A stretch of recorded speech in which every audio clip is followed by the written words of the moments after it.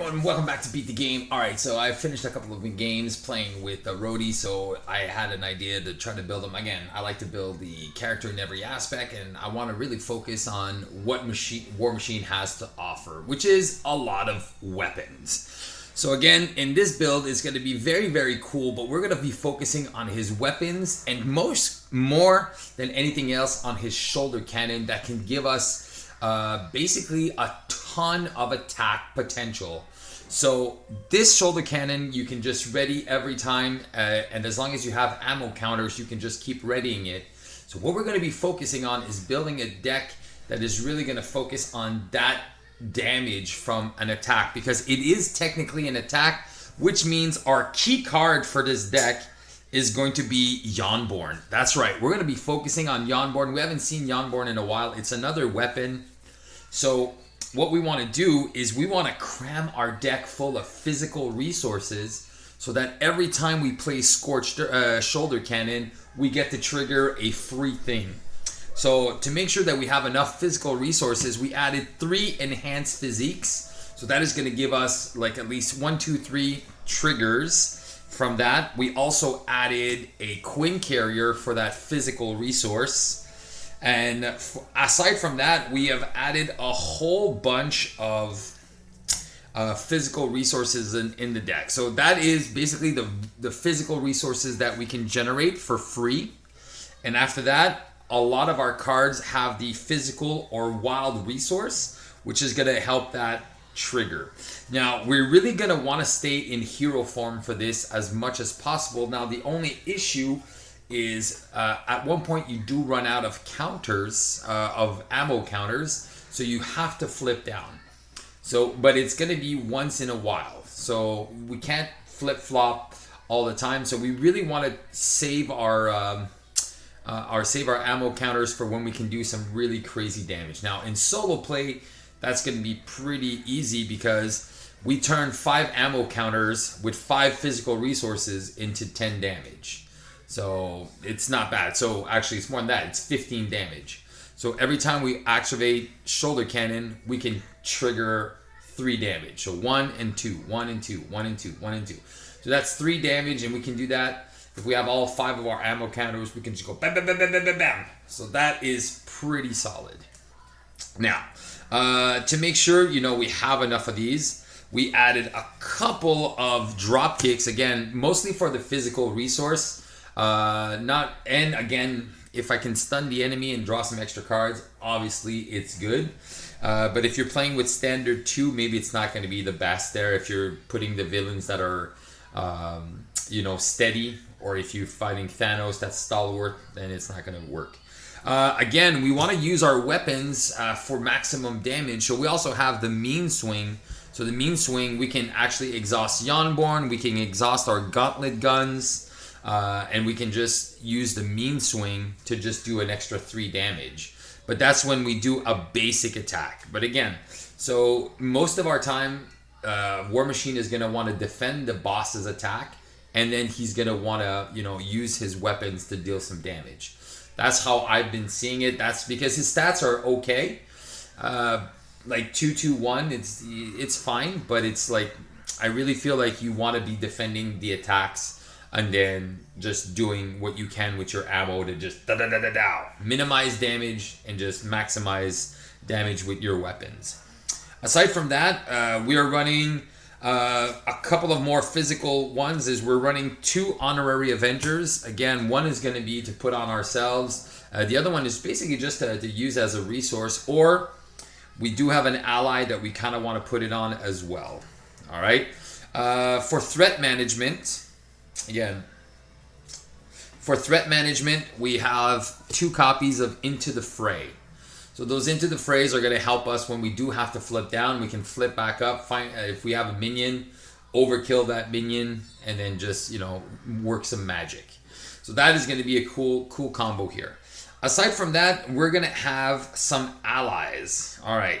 And we're running a few allies, always the good ones. So we're going to be running Blade because we are running a ton of physical resources. So Blade is going to be just an easy 2 damage, and then discard a physical to do that. Or he's a blocker, or he's there to, help us out. Obviously, we have Hulk that we can, at the end of the game, we can probably try to figure out a way to just activate Hulk and just deal 5 damage, which is very solid. We have Spider-Girl, again, stun, confuse a minion. We have our friend Bug. Bug, I also put Bug in with an energy spear. Because, again, we'll try to do some attack and then we can heal him. So it's kind of free damage. It's also a weapon that I can use for mean swing. So there's a double usage for that. And then finally we have a Mockingbird. Again, that's going to be a stun trigger. And if we're running with the drop kicks, if the villain is steady, we also have 2 ways of getting the stun out. So it can save us 1 turn. And finally, we have Mr. Puppy Man Lockjaw, because again, when you have a character that is a thwart of 1, and he only has 2 events that can remove threat. So the 2 into the phrase, the 2 targeted strikes, and Lockjaw are what's going to be removing most of the threat. Again, in solo, it's very good. And in multiplayer, well, you should have somebody that can shore up your weaknesses, which is thwarting, which is very important why we want to stay in hero form as long as possible to get those counters. Finally, here's our resources cards. We got 1 power of aggression. Again, it's a wild, it's a physical, so we can trigger it with Yonborn. We got double power in all of us. That's going to help pay for Lockjaw. It's going to help pay for our enhanced physiques. It's also going to be paying for the Queen Carrier. And then finally, we have a strength, which is a double physical. So that is the deck in a nutshell. Again, we don't have a lot of threat removal, but we do have a lot of ways to deal massive amounts of damage. So again, this can kind of be considered as a rush deck, where you're just going to be doing lots of damage really quick and not really worrying about threat. But if threat does become an issue, we do have ways to control it. Control the main and those targeted strikes. Again, we use our ammunition counters or ammo counters for what we want. So this is a pretty solid deck. I'm going to test it out later, and then you guys can see what it looks like in action there. We'll figure out what villains we want to fight. We'll do another round of like we do normally. We'll play 4 scenarios. We'll produce 4 decks. So you guys can kind of see what kind of strategy can work really, really well with him. One card that I did not include, it's just because it was a mental. It's the Fusillade. And the Fusillade is a mental here, which is basically exhaust a weapon to deal 5 damage. The only reason I didn't put it in, it's because it's a mental resource. And I really want to stay on team with the physical as much as possible. So that's why. But this is another good addition to the deck if ever you want to replace and you want to really go all in on damage. You can replace, I'm guessing, you could probably replace the 2 drop kicks for 2 Fusillades, and then you're really on weapons team focused. But yet again, you're just adding 2 mentals to your deck. So again, triggering the Hulk would be more or less an option. So that is the deck for aggression that I put together. Again, I definitely recommend that you guys try this. It's super solid, all the physical strengths. It really, really fits into James's War Machine's abilities and all his weapon upgrades. Man, it can be really, really fun, especially once you start finding Yonborn early. Bam, that's a lot of free damage. Yonborn's shoulder cannon. Bang, bang, bang, bang, bang, bang, bang. All right, guys. So stay tuned. I'll do the next video. Let's check out what he can do in protection now. Okay, so here's an alternative if you're going to be playing in a multiplayer, kind of with the same premise with the Yonborn triggers, but we're going to be doing this for a multiplayer, so we're going to be focusing a lot on damage. So again, for multiplayer, we're going to have that Yonborn combo that we put in, and we're going to have, again, our cards that are going to kind of combo with Yonborn here. Here we go. But aside from that, we're going to add a lot more damage to our thing. So this is going to be our contribution for threat control. We got 3 into the phrase. And then we got a lot of usage out of our weapons. So we're going to get more usage out of our weapons with the Fusillades. We're going to put 3 copies of that. So we are definitely going to be able to deal between 10 to 15 damage every turn, which is what we want as an aggression player. And then we have Hall of Heroes. That's really going to help because we are going to have to flip down once in a while. So again, if you notice, there's a lot more mentals. We're going to use our combos, Yonborn, but not as effectively as in the solo play. But we're still going to use him, but it's not going to be our focus. We're going to put a martial prowess, and we're also going to have a couple of dive bombs, because once we have our reinforced chassis, we do have the aerial trait.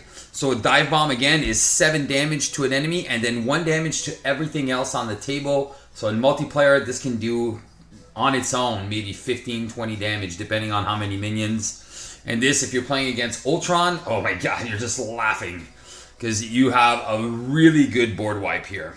As far as allies go, we did cut down on the allies a bit, so we are playing Spider-Girl because we want to have our good allies. We're mostly Avengering allies, so Wasp, Blade, and then we have Ironheart. Just these cheap blockers again, because we want to be able to use our main combat to deal damage and just kind of help out where we can.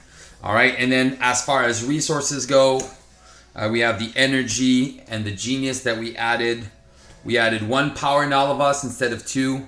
And finally, 2 powers of aggression. So again, adding a lot more of the double resources. As you can see, our deck is a little bit more pricey.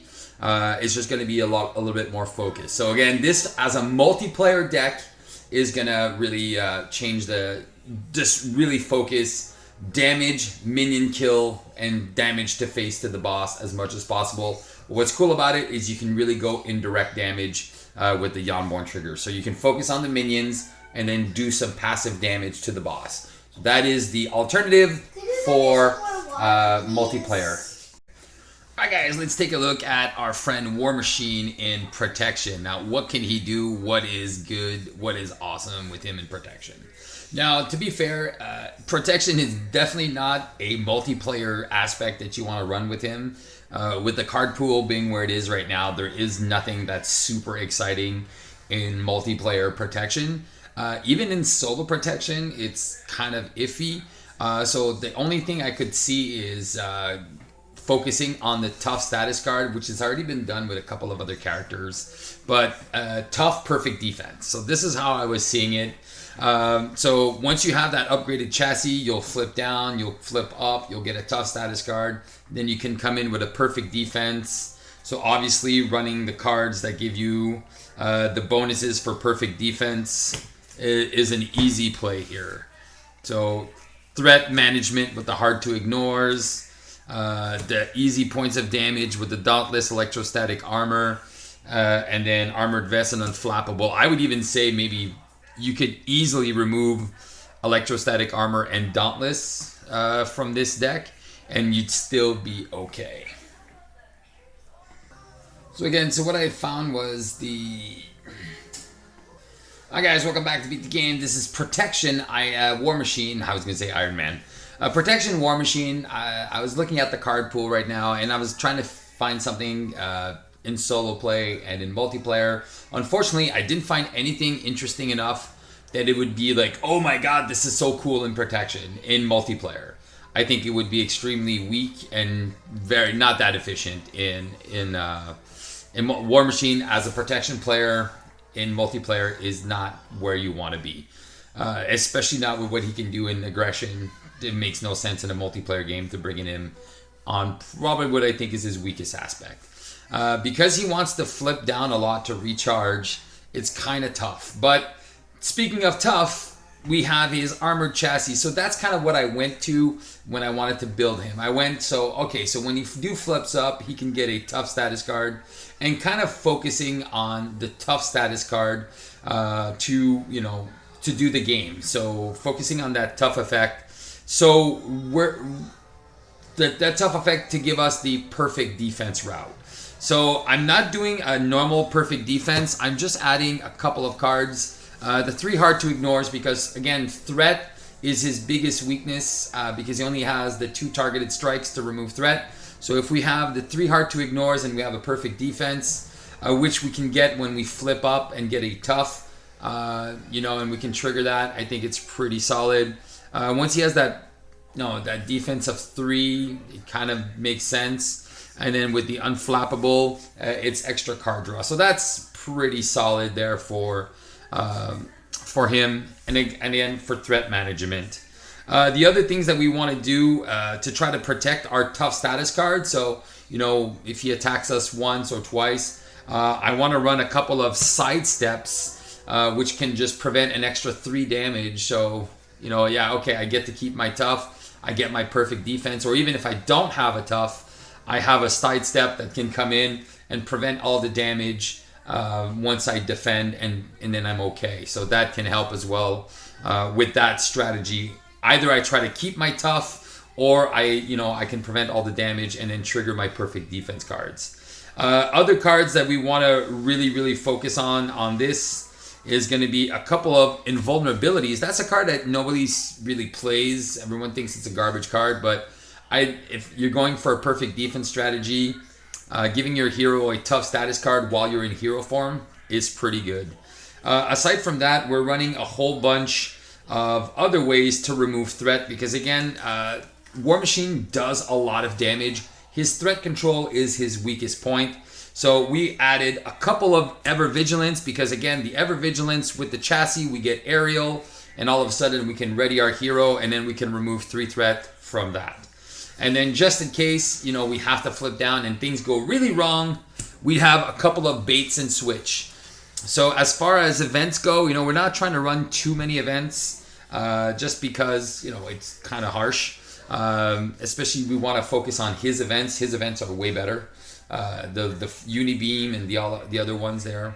And then all his upgrades are super good. So that's it for threat control. Aside from that, for threat control, there's the few characters. So Iron Man is a 2, he thwarts for 2, so he's super solid. So we added a couple of other friends, so Nick Fury and a Lockjaw, who can thwart for 2, as well as a Black Widow that can thwart for 2. So again, I think with all this threat removal, we should be okay. We shouldn't be in too much trouble. And then after that, we added 1 Honorary Avenger to go on her, so we can use her at least twice. And then I added 1 mid team, so we can either heal Black Widow or we can heal, Iron Man, and then we can keep him into play. Aside from that, we added an Avengers Tower and a Quinn Carrier. Again, extra resource, extra cards are always solid. I did add the team up card here because I think we want to keep Iron Man into play, so as much as possible. So that 2 against the world, it can go and get some of our good upgrades. If we don't have our hard to ignores, it's kind of cheesy. It's like 3 for 1, or we can get some of our other weapons. It's not the best. I was thinking of putting in like a couple of electrostatic armors, but I'm like, it's just damage. I'm like, he already does enough damage. So I wasn't too sure what I wanted to go get as far as upgrades. So this is definitely a card you can, replace with something else. Either a desperate defense or something like that. But that does have you have to defend all the time. So or you can just add another ally or something like that. And then as far as resources go, you can definitely add the 2 powers in all of us, and then the 3 double resources, and then you have yourself a nice complete deck here that should not take any amount of damage. So he should be really good at staying like fresh, not too much damage. Again, his kit does so much damage on his own. This is just try to stabilize until you're good enough and you have enough stuff on the table to kill. So again, very cool cool. It's very basic protection stuff. Again, as you can see, it's more gray than green. So I'm trying to see like what can I add. I could add a couple of hard knocks to the deck. I could add muster courage to the deck. But again, then after that I'm just switching stuff to add more resources, to add more stuff. So I think this is legit. I think it's okay. There's enough thwarting for a solo play to be viable. When you do go down, you have Black Widow, and then she can cancel if you get the advance in the wrong time and stuff like that.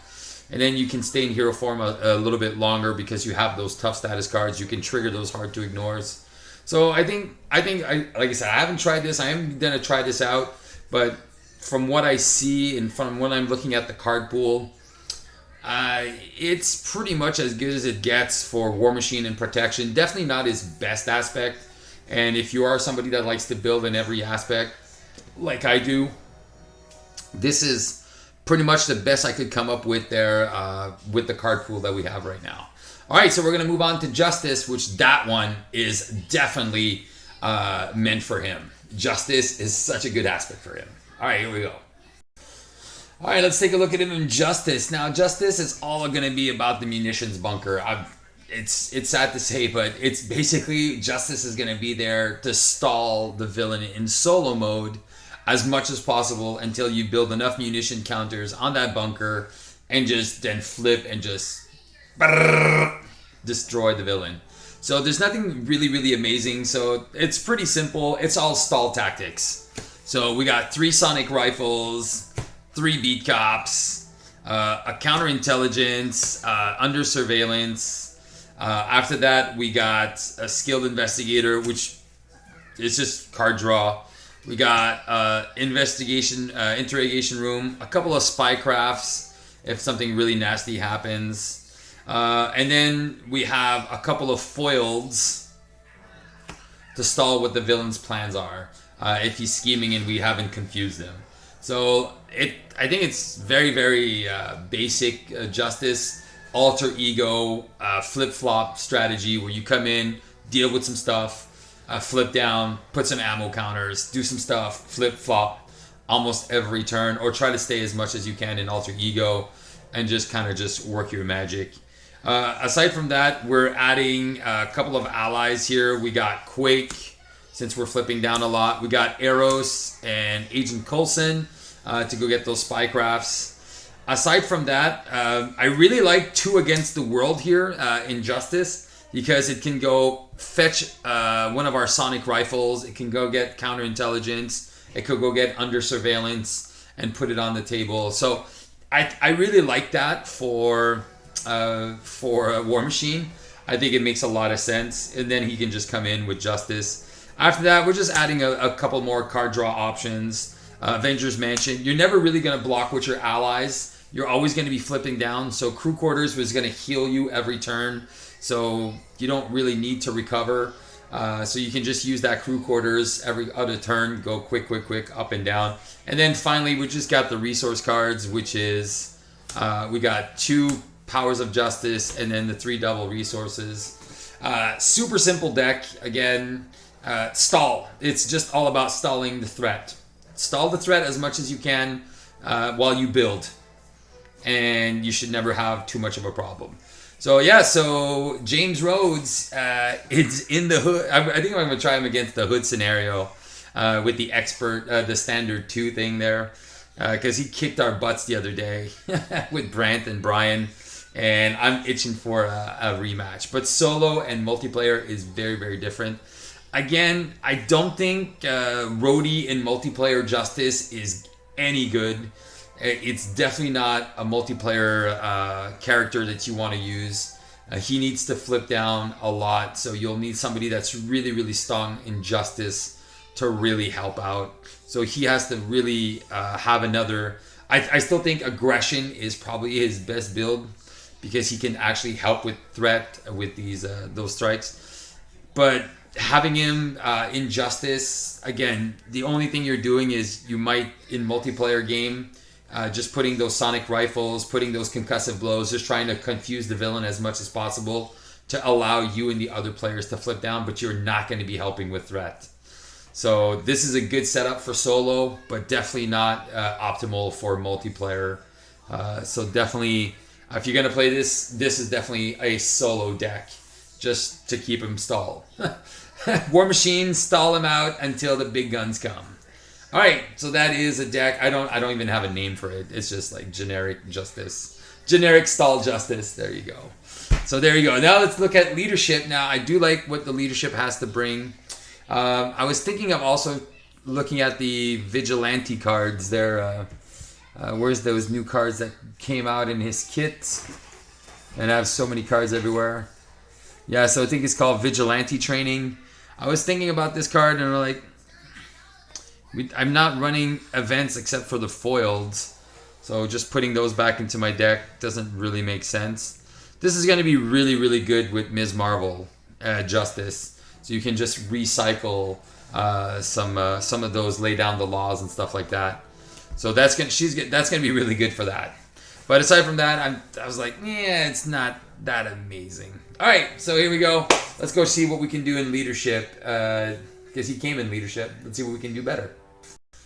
Alright guys, for the last deck that we're going to be presenting today, it's going to be a leadership build that's going to focus on most of the new cards. Like, again, leadership, it can go in so many different ways. There's so many different cool ways to build it. So I really wanted to focus on some of the new action cards that are presented in the War Machine pack. Most of them called Sneak Attack. So I really think Sneak Attack is a sensational new card. It's really, really cool. But I think it has to be tempered, right? You got to have a reason to play it, and there's got to be some good benefit out of it. So I really like it with allies that you share a trait. The good thing about action, it's an action. So if you have a Nick Fury, and you're because you are a soldier. And a shield agent in your alter ego, you can actually use this in alter ego. Sneak Attack is an action, not a hero action. So you can actually cheat in Nick Fury for one. That's pretty bonkers. He's not there to block, but he's just 2 to draw 3 and thwart for 2. So it's good, but it's not amazing. It's still pretty good. All right, so I like that the Sneak Attack has that, and that's something that you can actually play around with. I added a couple of go down swingings just because it's good. It's just extra damage. So this can kind of be like Leadership Rush, where you can just bring in like a super big ally and have some fun. The other thing I wanted to focus on as well is the command teams. I love this card because it's exhaust and remove a command and ready an ally. It doesn't have to be an ally for you. So in multiplayer or in solo play, this is just super solid. If somebody has a powerhouse ally, you can just, you can be that support guy that's running 3 of this, and then you're giving that ally like Yondu fully built in 4 different aspects with all of the upgrades. Washi just need leadership and aggression. And Yondu, who's attacking for like 6 with overkill and trample, overkill and piercing and take no and ranged, and for attacking for like 7 with that pistol. I'm like, ranged, he's already got range, but you give him that +1. I mean, he can attack for like 7 now. It's just crazy. And that's insane. It's a super crazy combo build, but it's so much fun. You just like bang and just kill the villain. And with the command team, that 2 turns it to 7 damage. It's just insane. All right. Also, it helps out when you're flat. Well, I'm calling it flashing in, but when you're cheating in one of those allies, like you're bringing in, let's say, a Giant Man or something like that, and you can use 2 activations or even 3 activations if you set up your command team. I really like that. The other card I really like with this is Mighty Avengers. So we're going to be doing this mostly in hero form. So now we are all Avengers. All our characters are Avengers. So that's why we didn't put a Nick Fury in this deck. Mighty Avengers is just going to give him plus attack, plus thwart. So that's going to make it super solid. And for our last support, we actually added the Triskelion to just have, so we can start building up a little bit too. Because I can get rid of the allies a little bit, but I like building up a team of allies. And War Machine's a defender, and his cards in his kit can do all the damage, but all of your allies can just start doing the thwarting. So when you're cheating in cards like Captain America for 6, and then he's coming in and then doing, thwarting for 2 or 4 or 6, or he becomes a 3/3 because of the Mighty Avengers, or you can actually just play him because you actually have 3 allies and he only costs you, let's say, 2 cards. That's crazy because you're an Avenger and you have 3 Avengers. He's only costing 2 now. So that's a super crazy good ally that you can cheat in. And when he's down to his last activation, you can just chuck him for 6. So I love that. I like Giant Man that you can sneak attack as well. Same for Captain Marvel. And there's a bunch of lightning resources, lightning cards in this deck. So that kind of makes it even easier for that. And then you have these cool effects like Goliath that you can cheat in, and then you can use the command team to deal 10 damage. Poof. That's super good. You can't go wrong with that. And then you got Falcon, you can cheat in as well. So he's really good with some effects. Black Panther. So you can see all these allies are super expensive, but they're very, very cool when you can just kind of bring him in for free one turn and then kind of build off of that and get some momentum. And then we have allies like White Tiger and then Kalu and then Stinger that are just there to stabilize and then just kind of help you build up your board and then go for maximum damage.